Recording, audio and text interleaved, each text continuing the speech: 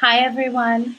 Miss Melinda here, your spiritual worker from MissMelinda's MetaphysicalServices.com, here to bring you our live spirit chat, which is a chance for you to participate in a group coaching session and get your questions answered about anything related to your spiritual development, developing your spiritual path, developing your intuition and psychic abilities, your magical practice, folk magic, candle magic, divination, tarot, all kinds of things related and in between. So if you have questions for me, go ahead and throw them out. I'm happy to answer them to the best of my ability. Hi, thanks for joining. If you haven't been here before, then I do like to let you know that I'm live both on YouTube and on Instagram, and these sessions happen every week, once a week, almost every single week. And I do schedule them in advance on YouTube, and I do announce them in advance on Instagram. I also take early submission or early bird questions that I like to address at the beginning of each session. So I do have a couple of questions here to attend to, but if you would like to start submitting your questions, then I'm sure that I will have time to get to those as well, because I only have a couple of kind of quick questions that were submitted early. So I'm just going to take a moment to sort of settle in and see if some more people join. I'm going to drink some water and then we will get started.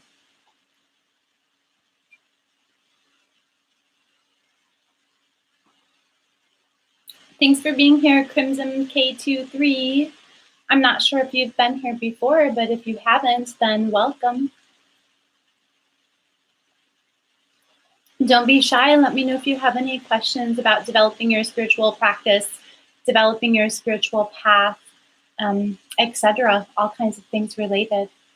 Let me just make sure. Let me know if you can hear me okay, please. Okay, so I've got a couple of questions that were submitted early, as I mentioned. The first one was, what are my thoughts on curses? And this was from somebody who is not familiar with curses at all or doesn't know anything about them at all, just coming from a complete novice or beginner standpoint and just very generalized, what are my thoughts on curses? So actually what I have done with that topic is I've went ahead and started a 4-part video series dealing with the topic of curses. I already put the first video up, and in the first video I spoke about the causes of curses, where they come from, how they are manifest, what kinds of occurrences cause us to have the same symptoms as curses or to be cursed. And I guess I just want to add one other quick thing about that before moving on to other things. And that is that if we have the symptoms of being cursed and or if we believe we are cursed, then we are cursed. It's the same thing as being cursed. No matter where those symptoms came from, no matter what caused them, no matter if it is a curse in the classic sense of a curse, as in something that someone else has done to us intentionally and maliciously, all of that aside, if we have the symptoms of a curse and we believe we are cursed, then we are cursed. It's the same thing as being cursed. So my point in making that video is that there are a lot of different ways we can acquire these symptoms and acquire these mindsets, okay? And the thing is, if we have the symptoms and if we have the mindset, then we can be treated the same way as, you know, regardless what the cause is, the treatment can be the same all the way across the board. If you feel you're cursed and you have the symptoms of being cursed, then the same kind of cure or the same kind of treatment or the same kind of curse breaking or the same kind of healing can be applied to you no matter what the cause of the symptoms are.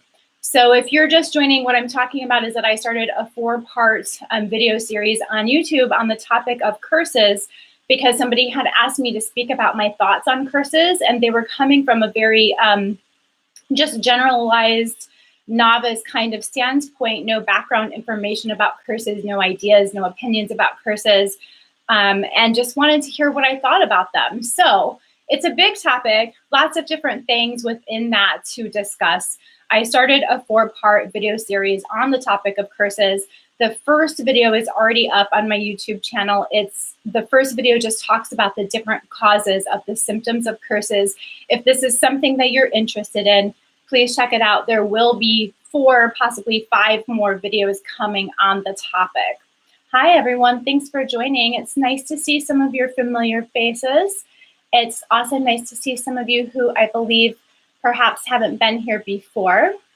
What I'm doing in our live spirit chats is giving you a chance to, hi, Joanna, is giving you a chance to submit your questions to me, participate in a live group coaching session, and submit your questions regarding developing your spiritual path, developing your spiritual abilities, developing your spiritual relationship and connection, developing your intuition or your psychic abilities.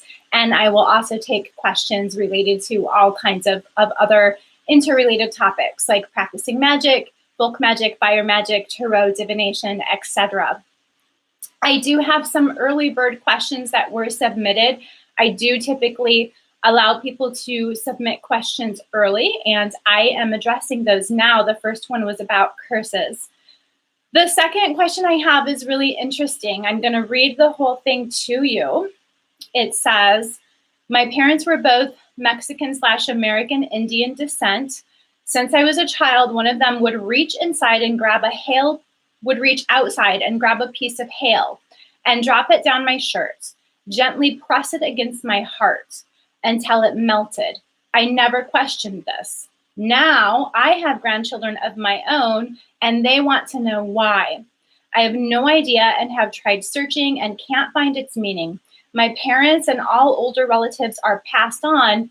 Can you shed some light on this? So I can do my best to shed some light on it just from my personal opinion and from my personal interpretation. But as far as the cultural context and cultural meaning, I can't speak on that. This isn't something that I have personal experience with. So I don't want to be culturally insensitive. I do want to make it clear that I can't speak on the cultural tradition or the specific beliefs behind that. But what I can do is interpret it from my opinion or my perspective. And from my perspective, in order to interpret that action, I would use a very similar method as the doctrine of signs, the same method used to interpret the magical and medicinal meanings and uses of plants and curios and botanicals and natural items.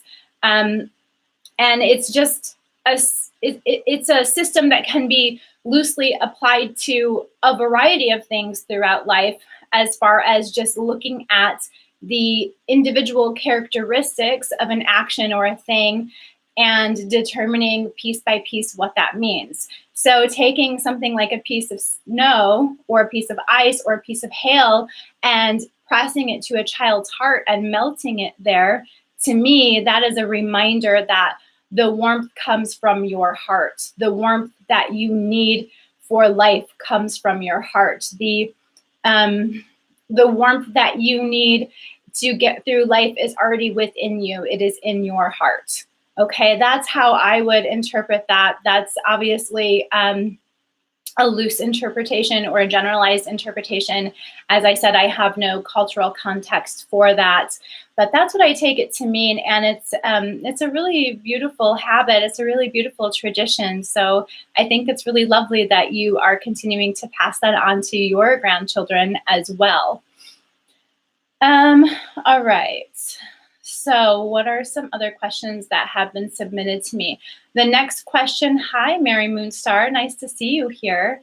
The next question that was submitted to me is, can I leave multiple candle remains at the same crossroads? So I've got a couple of things to say about this. First of all, I don't recommend leaving candle remains at crossroads or anywhere out on the street or in public if they are candle remains that are pollutants. So if they are paraffin candles are an environmental pollutant. I don't recommend leaving that out laying around. If you want to leave candle remains somewhere, perhaps you can find a garbage can at the crossroads. That is something that was recently suggested in a spell casting class that I participated in that was taught by Ruth of the Tarot Witchery. She said something she had learned from Dr. E before he passed on was to find a crossroads that has a garbage can in order to throw away your spell remains. That way you're not littering, that way you're not polluting.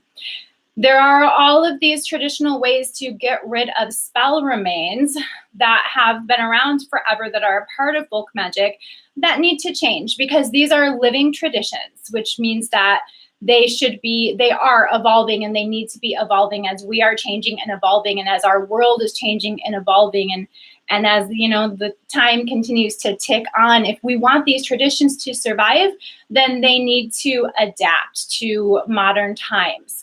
And it's a good thing that they can change, because that means they are living, they are growing, they are continuing. If something isn't growing anymore, if there's no room for change, for evolution, then it's dying, okay? So it's okay to change some of these traditions when it makes sense to do so, and it definitely makes sense not to litter.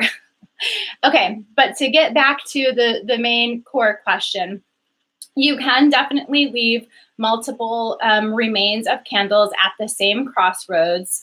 If you're going to leave it out in the open, I hope that you're using candles that are environmentally friendly, like beeswax candles or soy, or palm oil can be environmentally friendly, but there are a lot of difficulties in the way that palm oil is procured. There are orangutan habitats that are put in danger because of the procuring of palm oil. That's something to remain aware of. I keep digressing. To get back to the point, you can definitely dispose of multiple candle remains at the same crossroads. I recommend that if you're doing that, especially if you're doing that all at once, like you want to take a bunch of different remains in one single trip to the crossroads, I recommend that it's a spell that all the spells or all the workings have a similar goal and similar kinds of energy related to them. Because when you're dropping off spell remains somewhere, it's a ritual in and of itself. So you should be like saying a prayer or restating your intentions, or asking for continued energy, or continued energy, or continued spiritual support for your goal, etc. It's a ritual in and of itself, which requires additional steps and should be done thoughtfully, should be done with intent, should be done with reverence, right? So you don't want to just kind of take like 6 different spell remains and be like, here you go, I need to get rid of these. So, you know, because there is meaning, because there is dedication, because there are these things associated with this aspect of the ritual, it's going to be most beneficial if you're disposing of multiple spell remains, that they are spells that all have a similar goal. If they don't, then it's just going to be more time consuming for you. And if they don't, then I recommend taking them to different places. If the spells or the workings have different goals or different targeted outcomes, I recommend that you take them to different places, not all the same crossroads. And obviously, when you're leaving things at a crossroads, this is typically like you're wanting to get rid of something. So like banishing, cleansing, purification. But it can also be that you're working with a crossroads spirit or deity. It can also be that the crossroads can be used for multiple things. But I recommend finding different locations if it's going to be, you know, different goals. So what are some other questions that I have had? Oh, so the last question I had was someone requesting a reading. And the question is, when am I going to get into a relationship again? And in these live chats, I don't perform readings. But my answer to that question, when am I going to get into a relationship again? My answer is always going to be the same. You're going to get into a relationship again when you are ready to get into a relationship again. So use this time wisely and work on what you need to work on within yourself. Review and evaluate your past relationships and your interactions with other people, and think about what you need to grow, what you need to work on, what you need to develop within yourself, and really get comfortable with yourself. Really use this time to the best of your ability and to your advantage, because this is the time when you have the opportunity to work on yourself so that the next time you get into a relationship, it's a better relationship.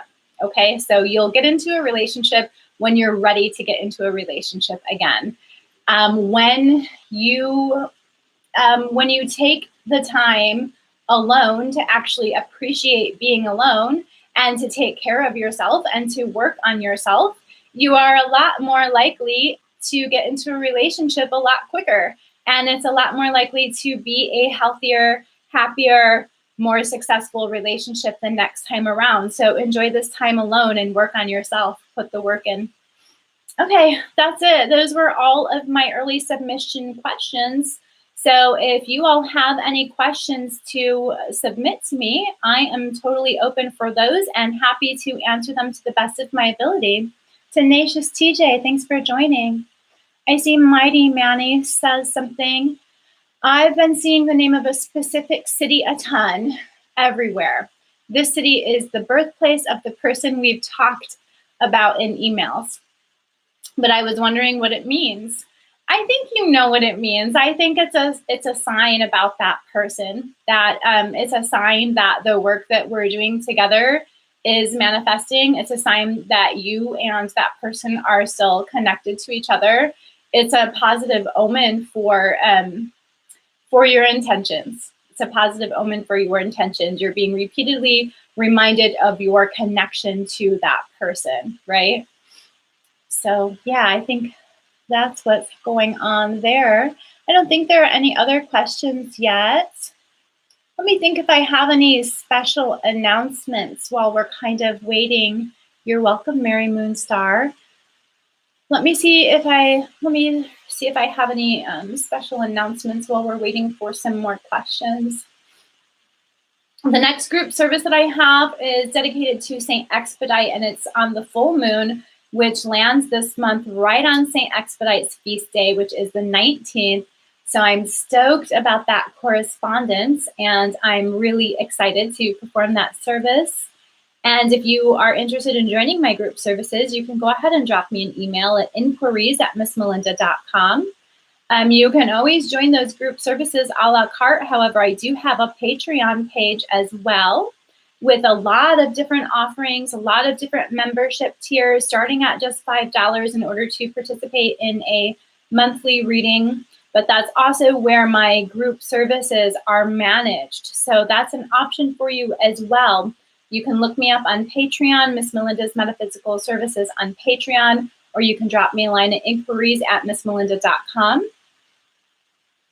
I don't have anything else to announce right now. I don't have any classes or courses coming up in Austin, although I will in the near future. I don't have any events that I'm going to be participating in, although I will in the near future. So when those things are more solidified, I will announce them. So Joanna, how can you best separate your intuition from fears or hopes when you do a reading for yourself? Thank you. So first of all, I highly recommend a lot of people who do readings professionally or otherwise, or just personally, have trouble reading for themselves. And I find that the reason they have trouble reading for themselves is because they have trouble looking at things objectively. So I recommend that you develop a little system for yourself where you kind of, this sounds a little wacky, but you kind of have to talk to yourself the way that you would another person. I don't mean necessarily out loud, but cultivate the voice inside of yourself that you would use, and the tone and the attitude and the perspective that you would use if you were giving somebody else advice. And really, make a conscious effort to consciously speak to yourself in that way, in the same way that you would speak to someone else. And it removes a little bit of the close emotional attachment that you may have to the reading or to your questions or to the issues at hand, and really allows you to see things from an outside perspective, you're going to get a lot clearer, a lot better reading that way. So as far as, okay, you've got three things here that you want to separate. You want to separate your intuition from your fears or your hopes. So looking at things more objectively, the way that I just described is really going to help you separate your intuition from your hopes. As far as your fears are concerned, separating your intuition from your fears is something that a lot of people have trouble with. And one of the first things that I recommend is that this is something you need to be working on all the time. And when you are working on it all the time in your daily life, then, eventually it's going to come a lot easier for you and be a lot easier for you to recognize what exactly is going on. So working on this all the time in your daily life entails being very mindful of how you feel in different situations and different circumstances, and when things arise for you. And when I say being aware of how you feel, I'm talking about that very literally. Be aware of when you are anxious or when you are fearful or when you are stressed. What does that feel like in your body? Is there a specific tightness or a specific feeling in a specific area of your body? Check in with yourself several times a day. How am I feeling? How is my body feeling? How does that correlate to my mental state? Or, I just got this specific piece of interesting news. How am I feeling in reaction to that? Continuously check in about how you're feeling. Also, developing a meditation routine is going to help you immensely with being able to distinguish where your thoughts and feelings are coming from, simply because it's quieting your mind and making you more aware of what's going on inside of you. And then another aspect of mindfulness is actually paying attention to your thoughts. So mindfulness, the way that I'm talking about mindfulness here, is not the classic way that some Buddhist traditions talk about mindfulness. What I'm saying is simply being mindful, as in paying attention to your feelings, paying attention to your feelings in your body, and paying attention to your emotional state and paying attention to your mental state, and then making those correlations about okay, hey, when I'm thinking these thoughts, I'm feeling it in this part of my body. Or when I'm thinking these kinds of thoughts, it seems to come from this other area of my mind or this other area of my head. Or it seems to come in a tone of voice that is different than my normal everyday thoughts. Or when I'm having anxiety, it seems to be a very surface level kind of thought, rather than a thought that feels as if it's underlying things and coming from the back of my head. I'm just throwing out some examples because there are a lot of different ways that you can notice these differences within you. We're all unique, so it's going to work differently for you. But starting to pay attention to those things and check in with yourself continuously about that is going to give you a huge amount of insights. And it's really going to make you a lot more aware over time about how to distinguish between fears and anxiety versus intuition. And you'll make a lot of progress with it and be able to notice those differences pretty quickly, actually. I mean, within a week or two, people can start to really decipher those things a lot more easily, because all it really takes is some quiet time and going inward and paying attention. The other aspect of that is, I mean, generally speaking, if something doesn't feel good to you, then it's not your intuition. Your intuition always feels like something reassuring, or something, it always feels like something that's kind of enlightening you. Even if the information that your intuition is giving you isn't necessarily positive, the overall feeling of your intuition is positive, if that makes sense. It feels like something reassuring, or something comforting, or something that's looking out for you, or something that's kind of enlightening you and supporting you in some way. Whereas, of course, anxieties or fear-driven thoughts or fears themselves, they don't feel that way. They feel like a sense of impending doom. When you notice you feel a sense of impending doom, it's not intuition. If you feel any like tightness in your body, it's not intuition, right? Let me know if you have any follow-up questions about that. Besides the candles and the crossroad, what else can you put there? So for crossroads offerings, first of all, we can distinguish between spell remnants and offerings. Although spell remnants can be offerings, you can treat a spell remnant as an offering. And other things that you can put there are basically anything associated with offerings or magic, but I recommend that it's organic material that is going to biodegrade and biodegrade quickly, and that is not going to disturb the environment. So I recommend food offerings. I recommend you can do natural cigars. You could do natural tobacco. You can do, you can take some whiskey or a bottle of alcohol and you can dump it out there. You can leave your flowers, your flower offerings. You could burn incense or leave some incense burning if it's safe, if it's totally on the concrete and you know that it's going to be safe. Things of that nature, biodegradable things. Some people, might dump out some perfume, some Florida water, things like that. I'm not a complete purist. I'm not perfect, but I try.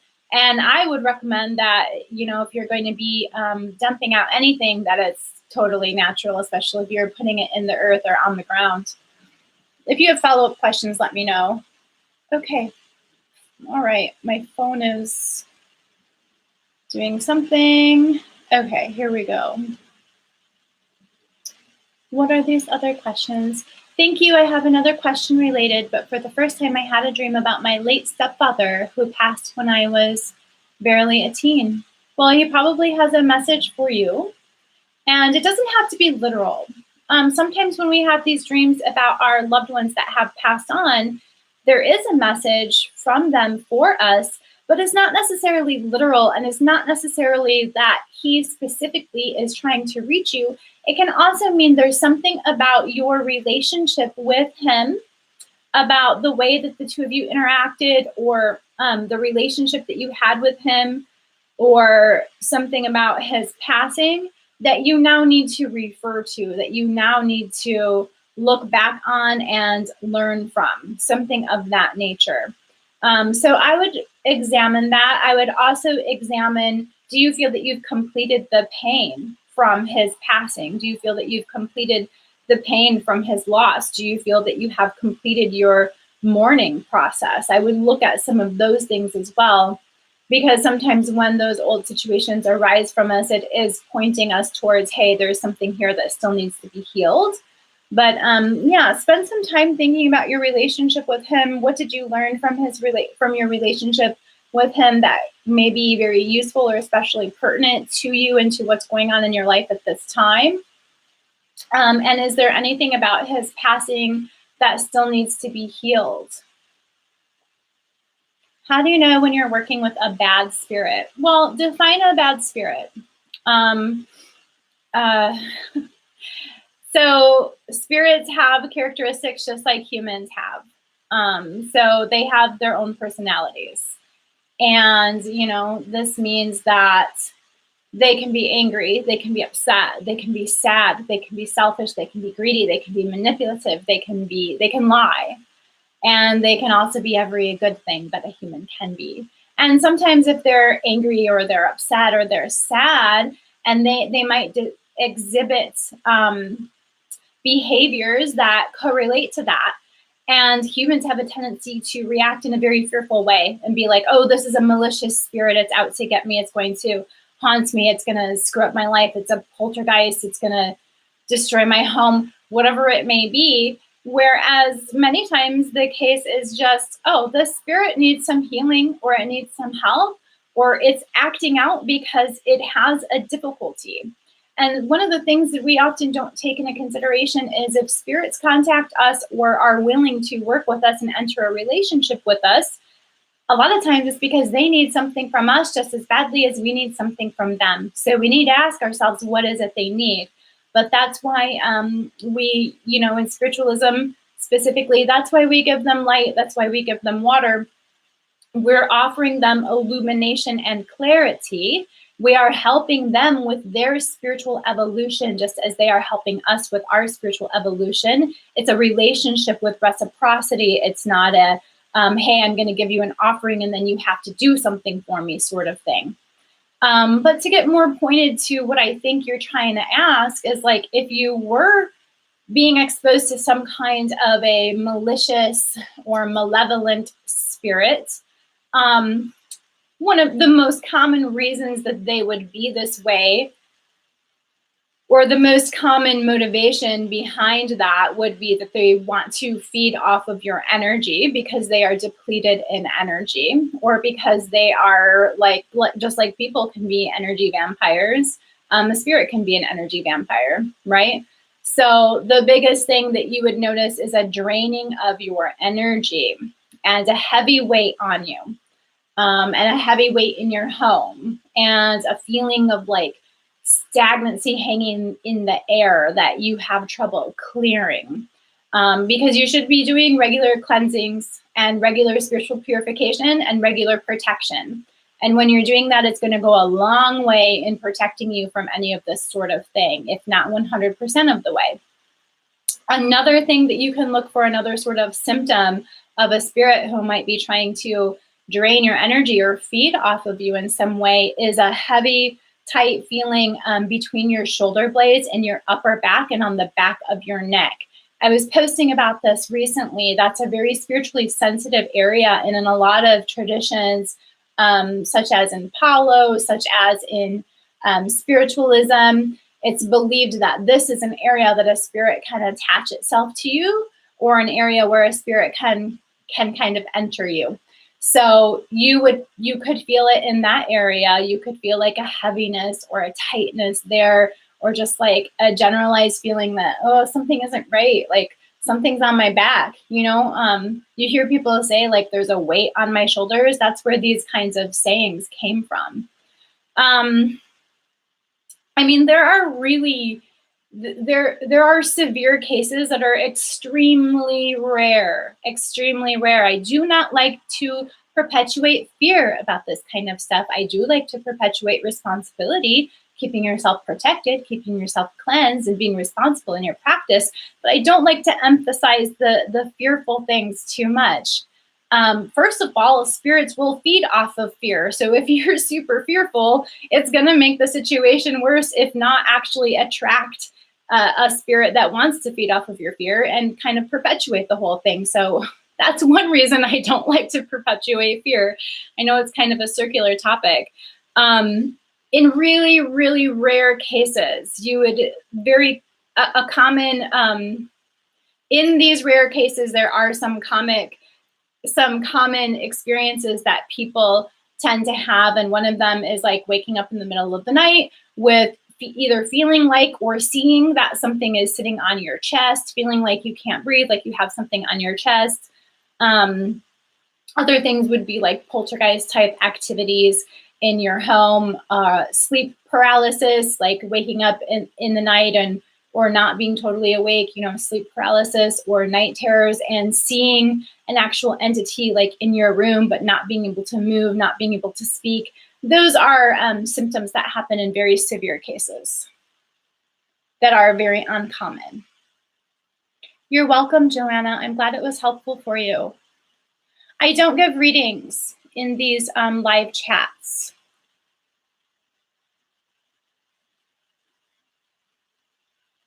It was the first time I had someone pass away. At the time, I didn't know how to mourn back then. The dream was like he was inviting me into his home. Oh, that's lovely, because I would take that rather literally. If your deceased loved one is in your dream inviting you into their home, they're inviting you to rekindle your relationship with them. And I think we've also hit on something really important, which is that you didn't know how to mourn at the time. So I think, it's both of those things. He's inviting you back into a relationship with him, but he's also inviting you to go ahead and complete the pain, complete the mourning process. And part of that is because he needs that too. Spirits need that too. They need to know that we're okay, and they need to know that we're okay with their death and that we're able to move on without them and have happy, healthy lives. Again, we're in a reciprocal relationship with our spirits, with our loved ones, with our ancestors. And let me just say, just because he wasn't blood related to you doesn't mean he's not an ancestor. He was in your family, he's an ancestor, okay? This reciprocal spiritual relationship or energetic connection is another way to look at it, that we're in with these spirits and with our loved ones. It's about our spiritual evolution as well as their spiritual evolution. So it's very normal and natural for him to be not necessarily concerned with, but not concerned in a worried way, but concerned with your spiritual evolution, your well-being, right? So completing this mourning process, completing this pain is part of your spiritual well-being or your overall well-being, and something that he would like you to do so that you can both continue to evolve. Hello, my dear. That's what's happening to me. I'm not sure what is happening to you. Let me know more specifically, or let me know if you have a question about it. I always get pain in my neck there, and I don't know why. Well, and you're the same one, I think, who was just asking me about perhaps a malevolent spirit. Yeah, you are. So I recommend that you start doing some serious cleansings.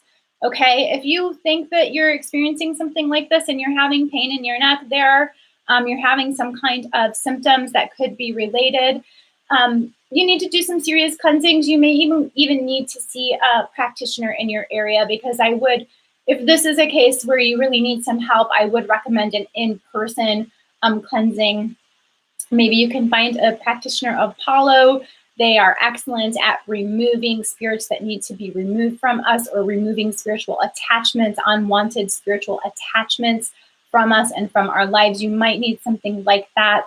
Otherwise, you can begin some cleansings on your own. I recommend getting some rue. Get some rue. Don't add more than 2 cups to a big stock pot, like the biggest stock pot you can find. Brew up a really strong tea with rue. Strain it out, let it cool a bit, add it to some bath water, start those baths with rue. Add some kosher sea salt to kind of kick it up a notch, and take those baths for as many days as you want, for as long as you want, until you feel a difference. Unwanted spiritual energy cannot stick around with rue. Rue is the most powerful cleansing agent you can use for that. And I'm just kind of throwing some information out there that's very simple and easy to do, because I don't want to make it too complicated for you. It's nice to meet you too, spiritual forever beyond. And you let me know if you have a question, because you were saying something that's happening to you and I wasn't sure what it was. Okay, how would you be able to take that off someone that you try to heal that has the upper backbone neck issue? So I think maybe I just answered your question. I recommend a reputable practitioner in Palo. So don't just go to any random person that says they do Palo. Find someone that that you can get some kind of a personal reference for, or that you can know a little bit about them and know that they're a reputable, honest person, and they know what they're doing before you go to them. One red flag is if they're charging a bunch of money, an arm and a leg, then they're not a reputable person, because when someone is really in need of this kind of spirit removal or spiritual cleansing, the rule of thumb for a practitioner of that nature is that they charge a minimal fee, because someone is in need and this is important work. So that's one red flag to watch out for. And then the other thing is those spiritual baths. You can kick any of this up a notch in any way that works for you and that feels right to you, like burning white candles in your home, perhaps putting some protection around. I like camphor squares for protection. You got to be careful with it though, because if pets or small children get it, it is poisonous. So camphor is really powerful for protection and for getting rid of those kinds of unwanted energies. But we're talking specifically about getting something off of you. So those things I've already mentioned are most specific to that. You're welcome. Divine Hand Jim, thanks for joining. Nice to see you here. Okay, I had a similar dream to Mighty Manny years after my grandmother passed. She was basically my mom. This dream was about 3 years ago, still one of the realest I've ever had.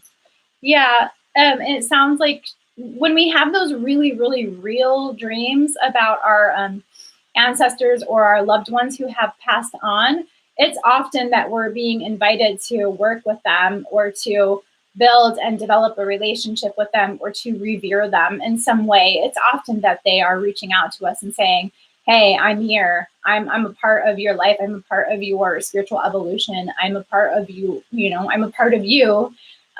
So if you're interested in ancestor at work at all, then I would recommend that you start with that ancestor who's reaching out to you in your dreams. I always save the lives. So it will be, I'm sorry, my nose is really itchy. My allergies are really bad right now, and my nose is super itchy. Yeah, I always save the lives. It'll be up on Instagram for 24 hours, and it'll be on YouTube indefinitely until YouTube doesn't exist anymore, or until I eventually go on like a cleaning spree and get rid of videos again or something like that. But yeah, they'll be saved. So you have ways to watch this. Think it is within ability to heal it. Thank you, though. I'm not sure what you mean, but I'm sure it is within your ability to heal it. And the recommendations that I mentioned still apply. I would start with spiritual baths, if you feel that. Maybe you're saying it's not within your ability. I'm not sure, but if let me know. Basically, she was telling me how strong I was and that I held so much power within. My problem now is not knowing how to awaken that within myself. I've recently been seeing a lot of ones lately. Cool. So seeing a lot of repetitive ones is just your spirit guides telling you like, hey, we're here. We've got your back. You're on the right path.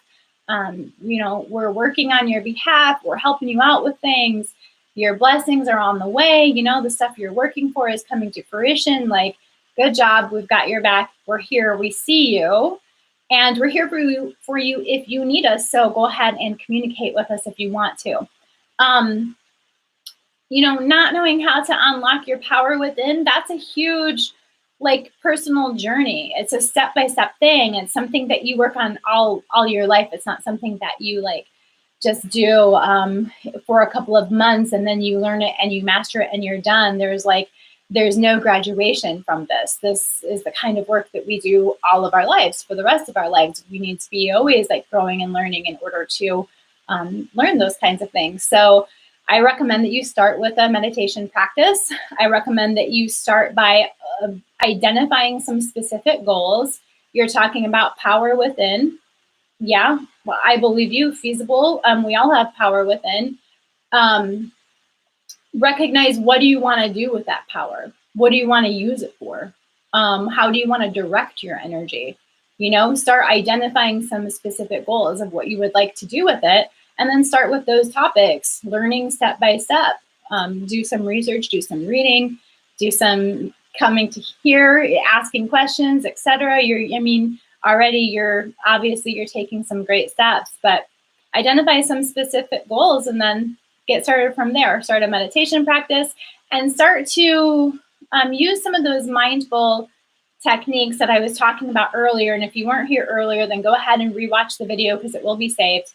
But use some of those mindfulness techniques and start identifying where your specific intuition or your specific spiritual gifts or your specific spiritual connection is coming from, because it works different for everyone and it's going to be related to one of your senses, right? So identify where that's coming from. And then once you do that, then you can start to work on that specific gift. And once you do that and you start consistently working on it and you really dedicate yourself to it, other spiritual gifts are going to develop and arise as well. And there's going to be all kinds of positive side effects concerned with you just developing as a person and growing as a person. So those are some good starting points for you that could last you like a year. To just start with that could last you like a year.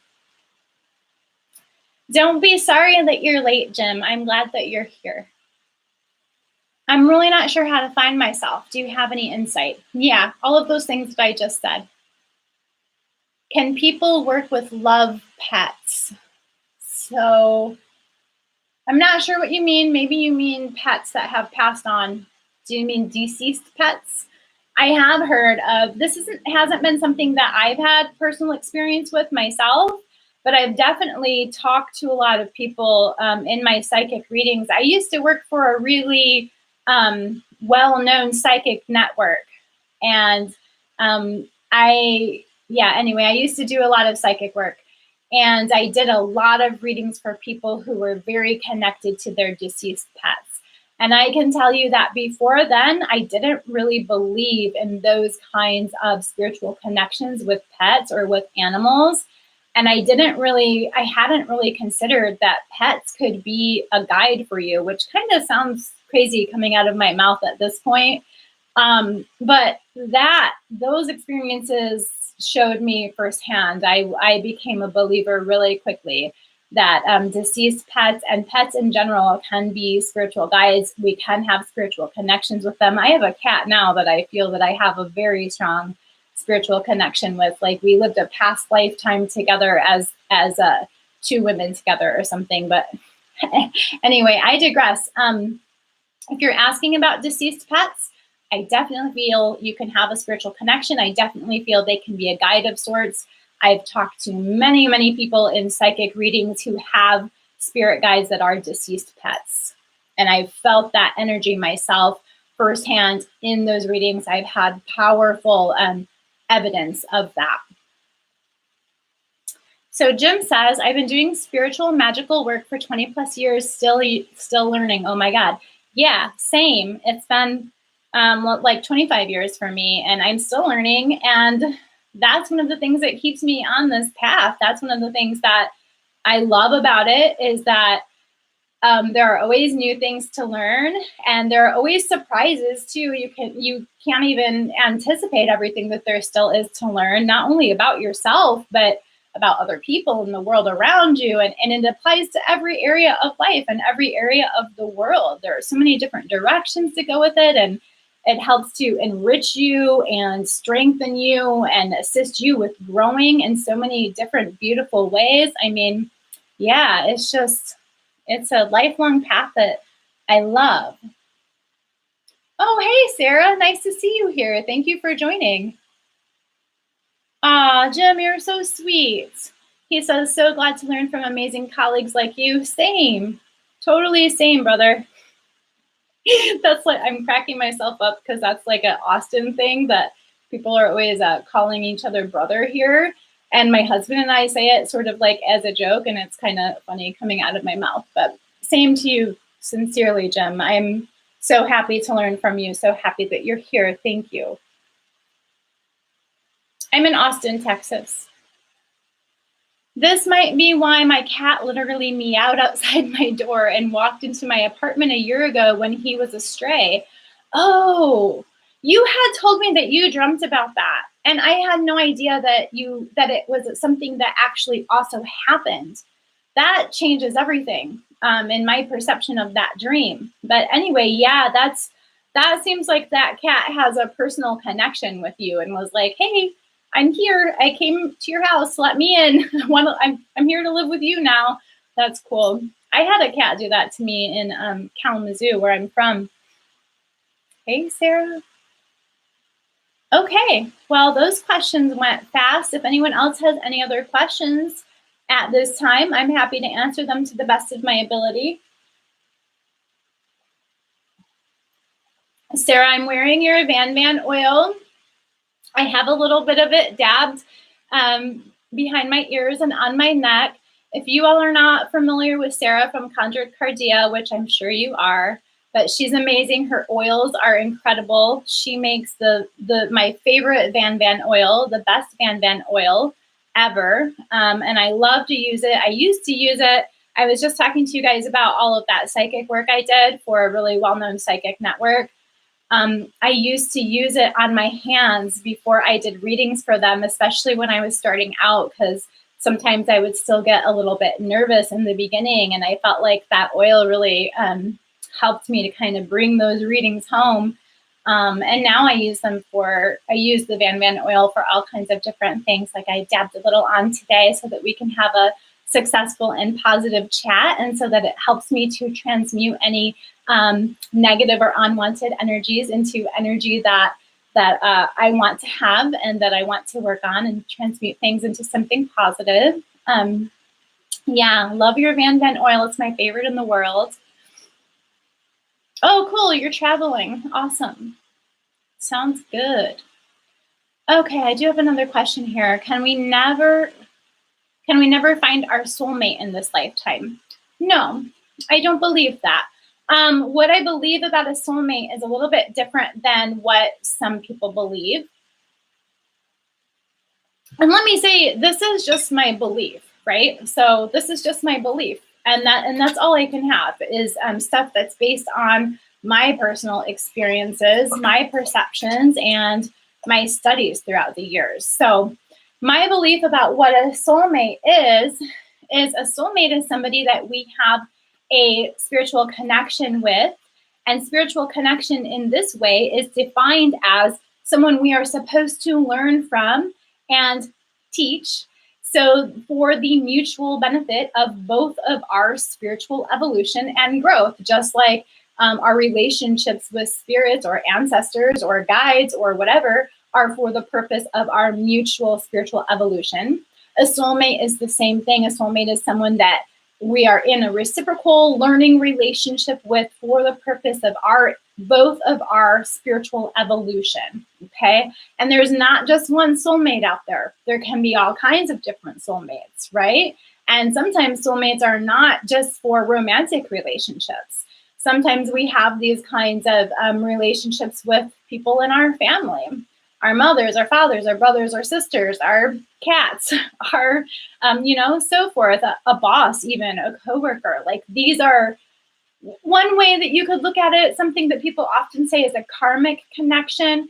I refrain from using that term because our popular idea about what karma is incorrect in my opinion. So I don't call it that, but I'm just throwing that term out there because that's another way you can look at it. So no, if you have a soulmate that you're supposed to have, that you have this spiritual connection with and you're supposed to be learning from, you're going to find them. They're going to come into your life because that's the whole purpose of it, that you're connected and you're supposed to learn these things from each other. And there's not just one, there can be more than one. So it's not a situation where it's like, if you don't find your romantic soulmate or your twin flame or whatever, then you're screwed and you're going to be alone. I think that there's a lot of misconceptions about these kinds of things and about romantic connections and relationships and love out there. And I think that it's important to dispel some of this. How do you advise folks to find ethical readers? It's a good question, Jim. I'm glad that you brought it up. Unfortunately, at this moment, everything that is coming to my mind is how to see the warning signs of a reader who is unethical. So some of the warning signs of a reader who are unethical are going to be that they use fear to motivate you. They prey on your fears. Some examples of preying on your fears would be like talking about some kind of karmic retribution that you have to pay, some kind of punishment that the universe has put on you or is going to put on you, or talking about people who emphasize curses and spells a lot. Like, would you like to know if you're cursed? Contact me. I'll let you know, and then I'll break the curse for you for $600. Those kinds of fear tactics are very big red flags and things to watch out for. Also, people who are not ethical readers, they will focus on those very hot topic kind of things that are related to people's insecurities. So they'll focus a lot on money and love, which we all focus on money and love because it's really important aspects of life that people need help and guidance with. And it's things that are related to our basic needs as humans. But when unethical readers or workers or spellcasters or whoever focus on these topics, they're going to do it in a way that is very sensationalized, and they're going to do it in a way that is very fear-based. And they're also going to make big, broad sweeping proclamations about their abilities. So another red flag about, like, let's say a psychic who would be unethical is a psychic who's saying things like basically that they can do anything with their minds. Like, I can take thoughts out of someone else. I can take out thoughts and then I can implant new thoughts. I can erase memories. They will say things like they can control people's minds. They will say things like they can make your lover come back within 24 hours. They will say, things of that nature. I've heard people say things like that they have the ability to see all time and space at once, that they have the ability to be on the universal plane, the spiritual plane, and the physical plane, and this plane and that plane and the other thing, and to have remote viewing and to see everyone everywhere all at once. Things like that are very much a red flag. It's like, okay, if you're all powerful and all seeing and omnipotent and, you're all of these things, then you're basically a demigod. So stuff like that, like big sweeping proclamations about superhuman powers, that sort of thing is definitely a red flag. People who focus on people's most basic, most dire needs, people who prey on desperation and fear, and who will say things like, is your lover cheating on you? Come to me and I'll get him back within 24 hours. Everything guaranteed, 100%. That kind of stuff. Those are all red flags. So Jim says, I have folks come to me after getting harmful readings, unfixable negative predictions, etc. Thoughts? Yeah, I have that experience too, especially when I perform readings in person. I do perform readings in person in Austin quite a bit. And I have had a lot of people in those readings come to me and say, I'm scared because I was in such and such place. Like, I love New Orleans and I don't want to give it a bad name, and I don't want to give the readers down there a bad name. But unfortunately, a lot of people have come to me and said, I had a reading from someone on the street in New Orleans and they predicted a bunch of negative stuff for me, told me that it was my fate and there's no way to change it, left me in tears, and I've been distraught, ever since then. And then they come to me and it's like, oh, hey, well, I see that you have some challenges. I see that there's been some obstacles that you're working on overcoming. So let's look at this in an objective way, and let's focus on what the spiritual guidance is for you so that you can choose another route, so that you can get through this, so that you can either learn what you need to learn so that you can overcome these challenges, or so that you can grow in the way that you need to grow so that you won't experience these challenges in the future. Or let's look at what some of your different options are so that you don't have to keep coming up against these specific obstacles or challenges, etc. So I would say an ethical reader is someone who is going to focus on solutions, and someone who's not going to tell you that your fate or your destiny is set in stone, but they're going to tell you, hey, in a reading, we can see what your different options are so that you can traverse your challenges, you can traverse your choices in life, and you can make choices that are going to correspond to the kind of outcome and the kind of life that you want to have. We can also look at how you can grow, how you can develop, and what you need to be learning from your challenges. And you're going to always be able to see some positive in it, and always be able to help people with solutions and help people with their growth and their understanding and their perspective. That's what an ethical reader does. Thanks for answering my question earlier. In the middle of baking a cake, what are some of your favorite metaphysical books? I have 1 minute left, y'all, so I'm going to be logging off real quick. I have a recommended reading list. It needs a serious update. I was just thinking about that earlier today. It needs a real serious update. But if you follow me on Facebook, it's Miss Melinda's Metaphysical Services. I will post a link to that recommended reading real soon. Okay. Yeah, you're welcome, Jim. Thank you for the amazing questions. And thanks everyone who joined today. I really love our spirit chats. I love all of your input. I love our conversations. I love our questions. I love your support. Thank you so much. So nice to see all of you, and stay blessed. Bye-bye. I'm still here on YouTube. Sorry, y'all. It got a little busy over there on Instagram. And it seems like there aren't any questions here on YouTube, but I think all of you who have joined, it's been a pleasure to interact, or it's been a pleasure to speak to you, and I appreciate your support. I am doing these live chats once a week. I do generally have them scheduled in advance, so I look forward to seeing you again in the future. Thanks so much, and stay blessed.